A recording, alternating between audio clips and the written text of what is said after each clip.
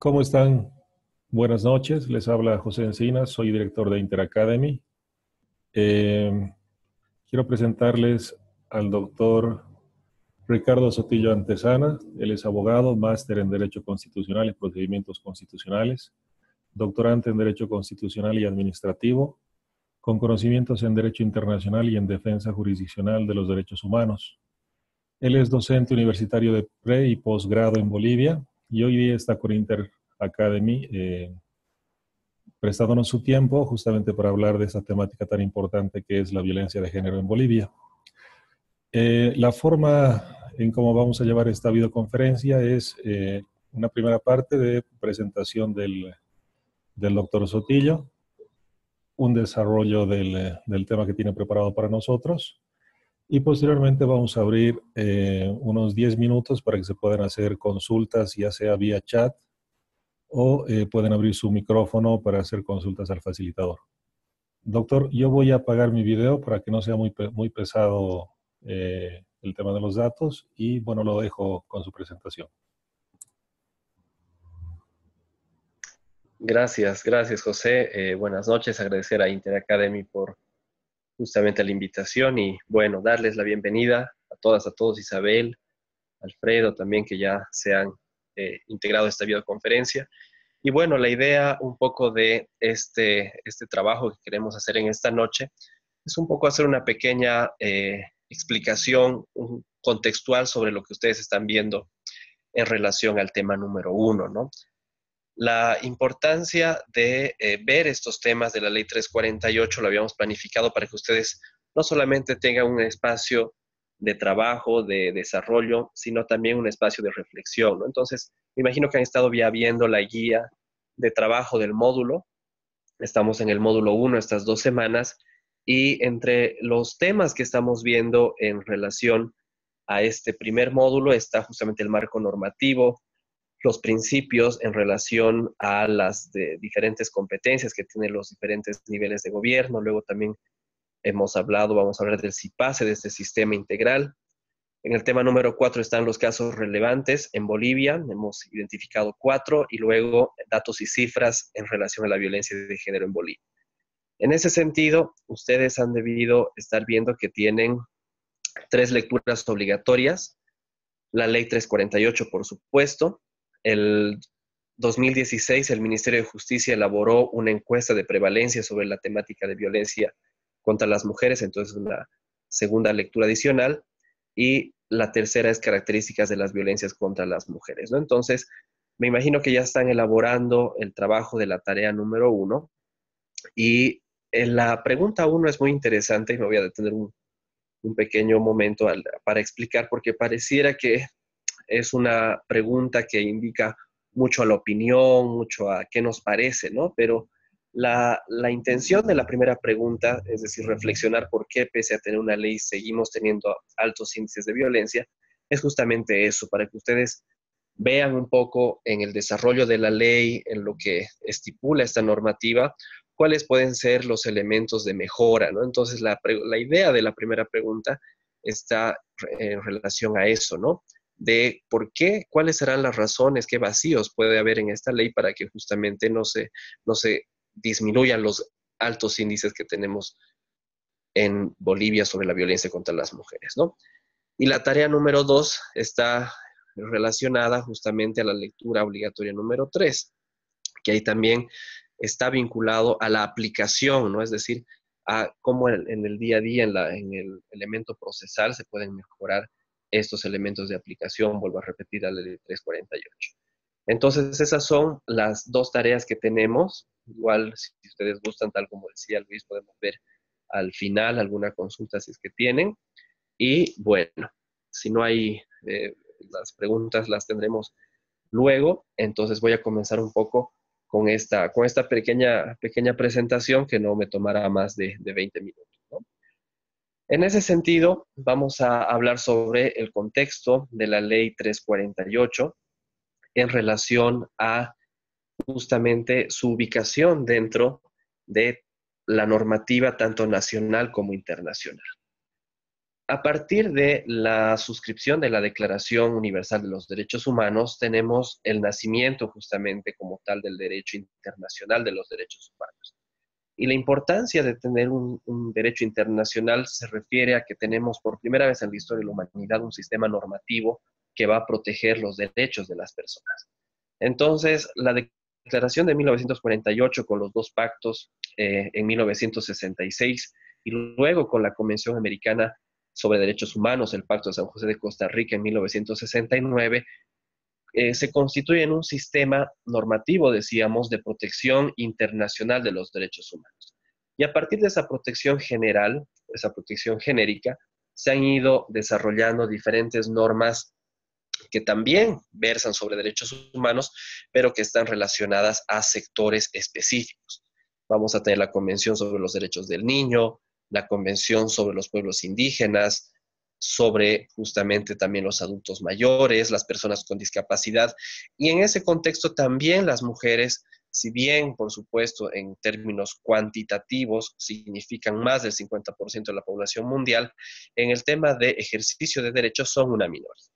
Son una minoría porque evidentemente elementos sociales como la patriarcalización y el machismo han ido vinculándose a tal grado que han ido coartando el ejercicio pleno de los derechos de las mujeres. En ese sentido, de ahí nace una necesidad de comenzar a elaborar normativas que vayan a trabajar en pos de del ejercicio de los derechos de las mujeres. Y también esta normativa va a atacar un elemento importante y un elemento también que se ha visto como prevalente en varios países, que es la violencia contra la mujer. Entonces, cuando se elabora la Convención Interamericana para Prevenir, Sancionar y Erradicar a la Violencia contra la Mujer, como conocemos la Convención de Belém do Pará, en 1994, es el inicio en América de la regulación estatal a nivel interno de normas que vayan a proteger a las mujeres. En ese sentido, a partir de 1994 empieza una ola, por ejemplo, de regulaciones legales y también constitucionales sobre las cuales se van a ir desarrollando los derechos de las mujeres. Entonces, ese es un poco el contexto en el cual el Estado boliviano, a partir de la Convención de Belém do Pará y las otras normativas, elabora una ley 348. Es decir, la ley 348 no está desconectada del sistema normativo internacional, sino más bien la elaboración de un tipo de norma de ese estilo es justamente como es una respuesta del Estado ante los compromisos internacionales, por un lado, pero por otro lado, ante las cifras de violencia contra la mujer. Ustedes han debido estar revisando, por ejemplo, en el tema número 4, en el tema número 5, que se analizan los datos y cifras de violencia en género en Bolivia, que obviamente son muy altos. En ese sentido, esta ley también, como un segundo objetivo, que no solamente es cumplir con los compromisos internacionales, tiene por objeto prevenir todas las formas de violencia, es decir, disminuir los índices en relación a la violencia contra la mujer. Por eso ustedes van a ir encontrando que en la norma se hace mucho énfasis sobre la recolección de datos, por ejemplo, de estadísticas, de casos, para que justamente se vea un poco cuál es la aplicación o no de la norma, ¿no? Luego de estos años que ya ha entrado en vigencia. Entonces, vean que esta ley y su conocimiento, por supuesto, y su aplicación en el ámbito boliviano es muy importante, porque es una ley que viene a romper muchos paradigmas. Vamos a ver también un elemento también desde el proceso penal, también se desarrollan elementos importantes que van a justamente tener el énfasis en la prevención de la violencia. No tendríamos una ley 348, por supuesto, si no hubiese violencia, parecería obvio. Pero vamos a ver, como ustedes también están advirtiendo, que pese a que tenemos la ley, los casos y la violencia y la prevalencia de la violencia contra las mujeres todavía sigue en altos índices, ¿no? Entonces, eso por un lado. Otro tema que me gustaría un poco tratar en esta noche es la que está vinculada a los principios de la ley 348. En el material que he podido desarrollar, ustedes han debido ver que empiezo haciendo una diferenciación muy importante entre principios y valores. ¿Por qué tenemos principios ahora en las normas? Será un elemento que tendremos que analizar justamente porque los principios son herramientas de carácter normativo, decíamos, que nos van a ayudar a interpretar una ley. Es decir, actualmente en la técnica legislativa no podemos entender una ley sin principios, porque van a ser justamente estos principios las herramientas importantes sobre las cuales vamos a poder entender a todas las normas, ¿no? Entonces, los principios que ustedes encuentran, por ejemplo, en todo el artículo, en los primeros artículos, en el artículo 8, en el artículo 9, va a estar vinculado a eso, a tener herramientas que nos van a permitir interpretar justamente todos los tópicos de esta ley. Al momento que exista una contradicción, un elemento oscuro, un elemento que no esté claro, tenemos que acudir necesariamente a los principios de interpretación de la Ley 348, que vuelvo a repetir y quiero, perdón que sea un poco insistente en este tema, nos van a ayudar a tener un mayor y una mejor comprensión de la norma, ¿no? Entonces, en el artículo 4 ustedes ven varios principios que a momento de los casos de violencia contra la mujer los tenemos que aplicar. No solamente estos principios van a ser elementos vinculantes para un juez, para una jueza, para un tribunal, sino como abogados, como servidores públicos, servidoras públicas o sencillamente como particulares, estos principios nos ayudan mucho para interpretar esta norma, ¿no? Es decir, para que tengamos más sustento en un petitorio, más sustento en la argumentación de un memorial o también en las audiencias que se vayan a desarrollar, ¿no? Entonces también a la hora de dictar sentencia, las y los jueces tienen que tener muy en cuenta estos principios que son también muy importantes, ¿no? Entonces ahí van a ver varios principios en el artículo 4. Otro elemento de la ley, hablando de esta parte introductoria, van a ser las definiciones, ¿no? A veces se critica mucho al legislador cuando coloca elementos de definiciones porque conforme la técnica legislativa clásica no deberían estar en una norma, pero considero que el artículo 6 de la ley 348, cuando hace definiciones sobre violencia, sobre justamente los presupuestos, cuando hace mención al agresor, es decir, nos va dando ciertos elementos que van a ser bien importantes en la aplicación de la norma. Entonces, los conceptos también es otro elemento que tienen que ser es muy importante. Otro elemento central de esta norma va a ser en el artículo 7 los tipos de violencia contra las mujeres, ¿no? Entonces, ahí lo que se está determinando por parte del legislador es realizar una enumeración justamente de cuáles van a ser las formas de violencia. Entonces, tenemos que partir sobre la idea de que no solamente la violencia va a estar relacionada a un aspecto de la integridad física de la persona, es decir, cuando hablamos de violencia contra las mujeres, no solamente es la agresión física, como decíamos, no solamente el golpear a una mujer, el empujarla, es decir, agredir o vulnerar su derecho a la integridad corporal, sino este concepto de violencia también es mucho más integral y va a ir desarrollándose en varios ámbitos, ¿no? Entonces, vamos a tener también la violencia psicológica, la violencia patrimonial, la violencia mediática, donde también, por ejemplo, los medios de comunicación son a veces canales de violencia contra las mujeres cuando se las cosifica, cuando justamente se proyectan algunas imágenes que refuerzan los roles patriarcales entre los sexos, etcétera, ¿no? Entonces también puede haber una violencia simbólica, una violencia patrimonial, que es un elemento importante, ¿no? Que cuando el agresor, por ejemplo, le quita el dinero a la víctima también, eso es materia para que la ley 348 pueda actuar, para que la FEDCB pueda intervenir. Es decir, ¿a qué quiero llegar con esta idea? Que cuando la norma y el legislador se ha tomado el detenimiento y el cuidado de enumerar diferentes tipos de violencia, es justamente para que en cualquier momento, desde una mala respuesta, un grito que pueda tener la víctima, ya se pueda denunciar y no tengamos que esperar a una situación de violencia física o directamente el feminicidio para iniciar el proceso penal, ¿no? Entonces, es un elemento muy importante, porque también nuestras prácticas culturales nos han hecho naturalizar ciertas conductas violentas contra las mujeres que ahora pueden ser justamente tranquilamente denunciadas y sancionadas, ¿no? Entonces, la enumeración de los tipos de violencia nos ayuda justamente a dar esta protección integral a las mujeres, ¿no? En el tema número 2, que ustedes han debido estar viendo también, ya en el desarrollo del módulo, hablamos sobre los principales servicios públicos, ¿no? Es decir, de nada nos sirve que enunciemos diferentes derechos en la norma si es que no vamos a tener los elementos como van a ser las políticas públicas, los programas, los proyectos sobre los cuales las mujeres, principalmente las mujeres víctimas de violencia, pueden ejercer sus derechos.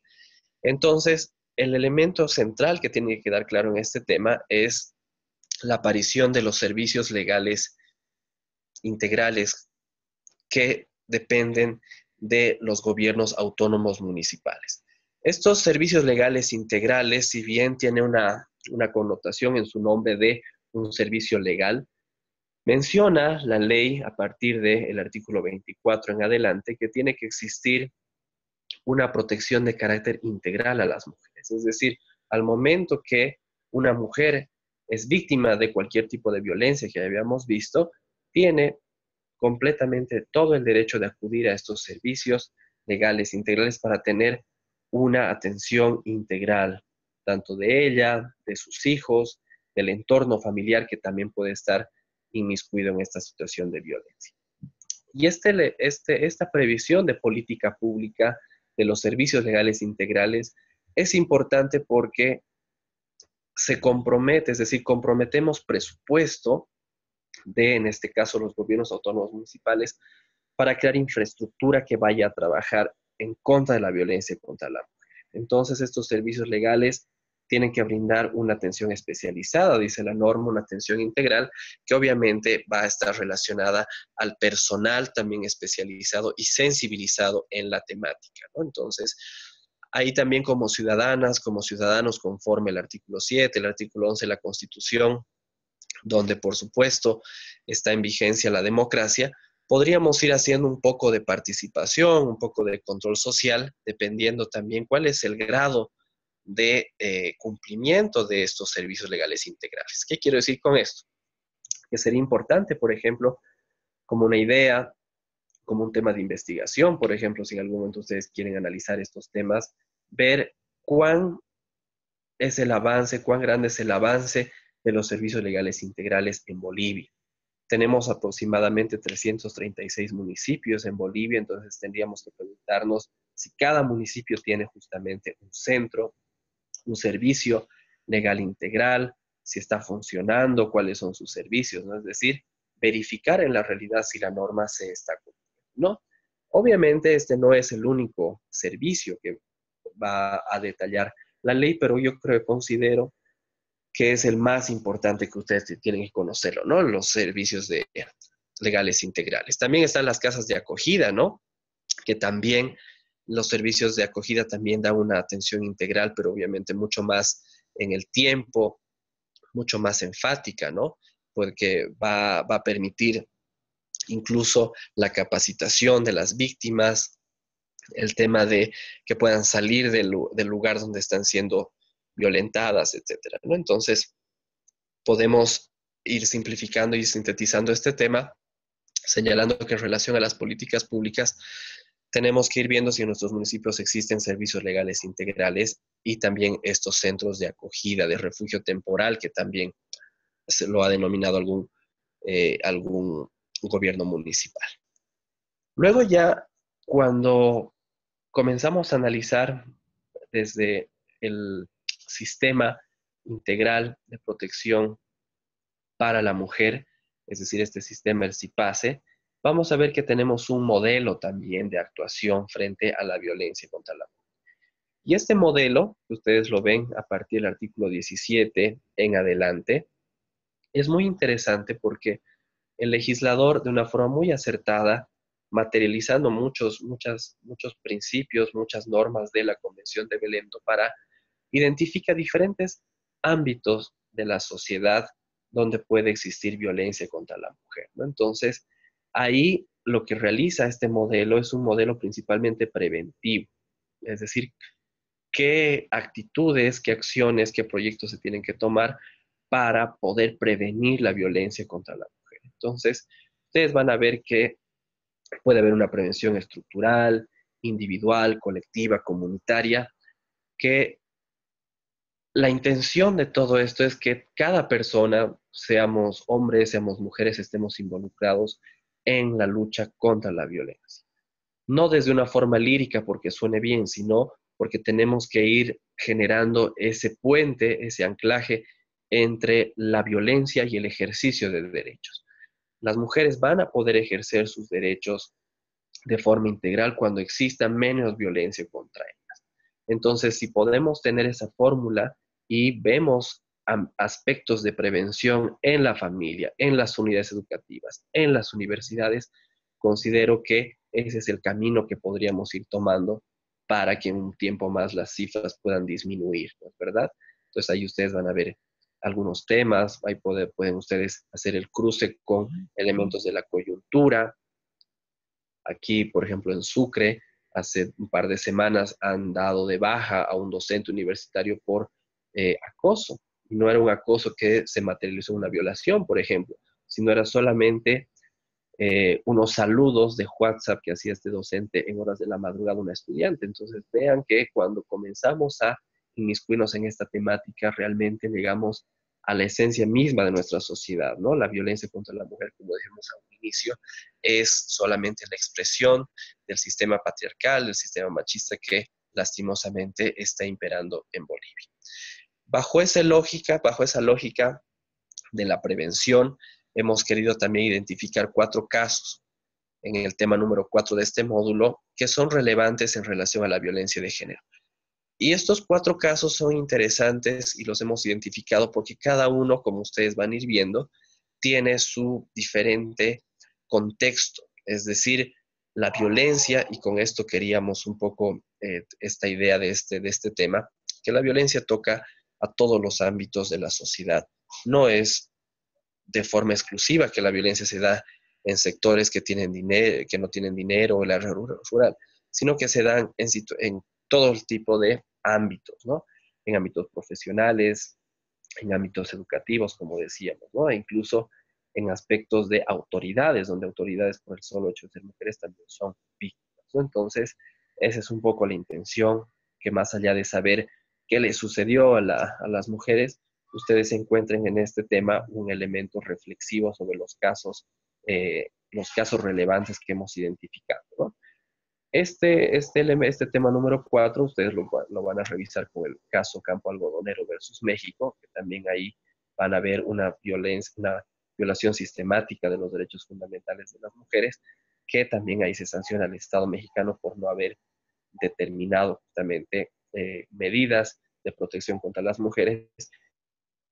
Y la misma Corte, ustedes van a identificar que insta al gobierno mexicano a que regule, es decir, a que tenga su propia ley 348 en relación a esta temática.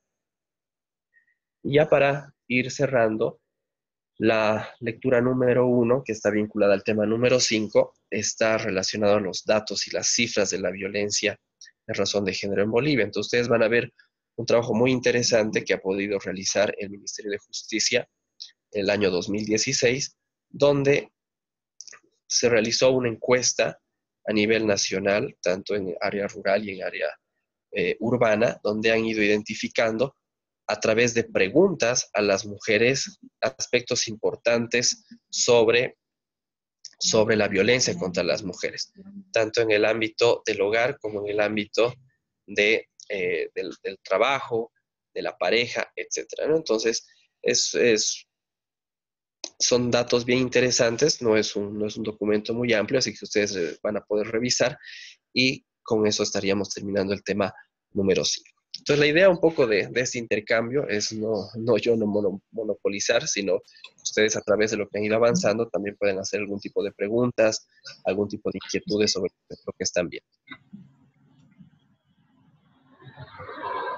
Bueno, perfecto. Gracias, doctor, por su participación.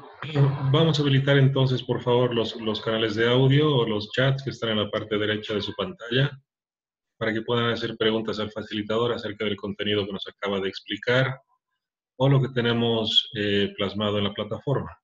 No sé si alguien quiere comentar.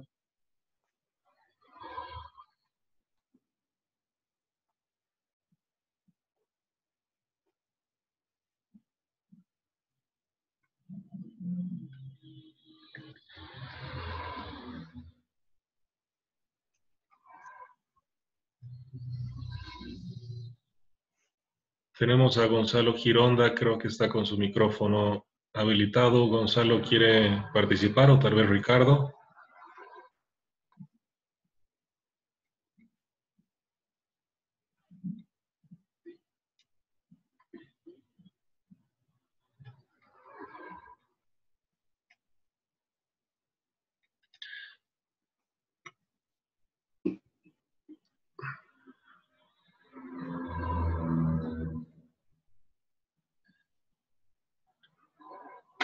Creo que no, doctor. Creo que todo está claro. Muchas gracias más bien por su tiempo. No sé si quiere utilizar un par de minutos para despedirse. Como les decía a un principio, esta videoconferencia está siendo grabada. Al finalizar la misma, la vamos a colgar en la plataforma para todos aquellos compañeros que no han podido acompañarnos esta noche.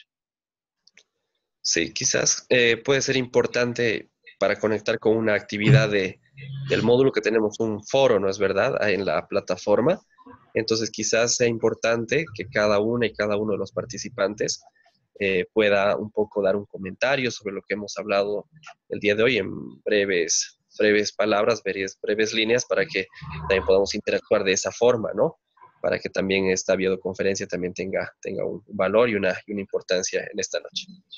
Perfecto. Vamos a enviar un anuncio haciéndole recuerdo acerca de esta videoconferencia y obviamente que tenemos habilitado el foro de consultas para que puedan hacerle llegar a usted todo tipo de inquietudes. Creo que con eso hemos terminado. Gracias, doctor, por su tiempo. Gracias a todos los participantes por su tiempo. Hemos concluido. Perdón, creo que tenemos una pregunta, doctor. Sí, sí. Nos está comentando sobre las casas de acogida. La, una previsión importante que hace la ley 348 es también involucrar a las diferentes entidades territoriales autónomas, ¿no? Como veíamos en el material, conforme el artículo 1 de la Constitución, pasamos de ser un Estado unitario a ser un estado autonómico, es decir, que diferentes competencias van a recaer en diferentes niveles de gobierno. Entonces, una competencia exclusiva de los gobiernos autónomos municipales está relacionado a la generación de políticas públicas en pos del desarrollo humano.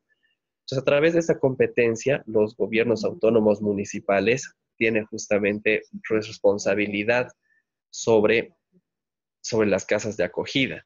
Entonces, los gobiernos autónomos municipales son los que tienen que generar en la infraestructura y la contratación de personal especializado en esta temática. Entonces, a veces hay un poco de desconocimiento en relación a esto porque se espera que al nivel central, a través del Ministerio de Justicia, realice esto cuando es necesariamente competencia de los gobiernos autónomos municipales. Perfecto. Perfecto. Creo que con eso hemos concluido. Nuevamente, gracias a todos por su tiempo. Tenemos programada una segunda videoconferencia para el siguiente lunes. Si mal no recuerdo, doctor, ¿es así? Sí, vamos a ir ya viendo en relación al tema número 2. Entonces vamos a ir teniendo también otro momento. Nos estaban Perfecto. haciendo otra pregunta sobre el artículo 14, en el inciso número 6. ¿No es verdad? Entonces, vamos a hacer una breve explicación sobre ese artículo que está relacionado a las políticas sectoriales. Cuando hablamos de las políticas sectoriales, lo que está haciendo la ley es un poco distribuir las tareas de qué tiene que hacer cada sistema. La protección integral está relacionada a que cada, cada elemento de los derechos de las mujeres tiene que estar protegido. Entonces, el numeral 6 está hablando sobre la orientación, la atención, la rehabilitación de los agresores. Es decir, que también una política pública no solo va en favor de las víctimas, sino también de los agresores, ¿no?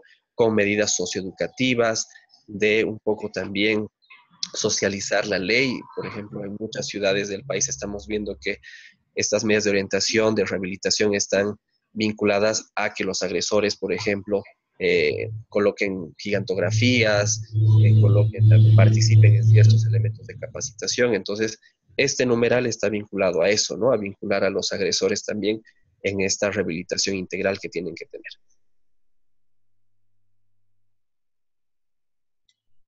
Perfecto. Y tenemos una última pregunta bueno, aparece como Windows. Dice, ¿el presupuesto debe ser asignado por el nivel central?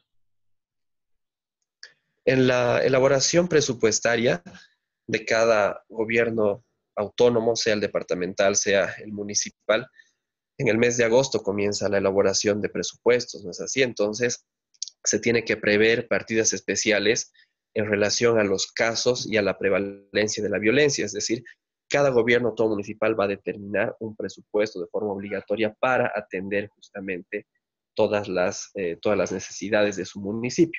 Entonces, obviamente, habrá municipios que necesitan mucho más inversión y otros menos, ¿no? Entonces, ahí es importante la previsión de la ley que cuando, por ejemplo, un gobierno municipal vea que existen muchos casos y mucha violencia, puede declarar alerta roja y es como en el tema de desastres naturales, que el gobierno puede elaborar, el gobierno autónomo puede, puede destinar partidas especiales para la lucha contra la violencia. Perfecto, muchas gracias. A ver, tengo las 9:42. Creo que estamos ya sobre el tiempo. Doctor, ¿le parece si cortamos acá? Y bueno, Está muy estamos... bien. Y Sí, bueno, agradecer a todas y a todos los que han estado acá y cualquier consulta nos vemos también en la plataforma. perfecto, muchas gracias. Buenas noches a todos.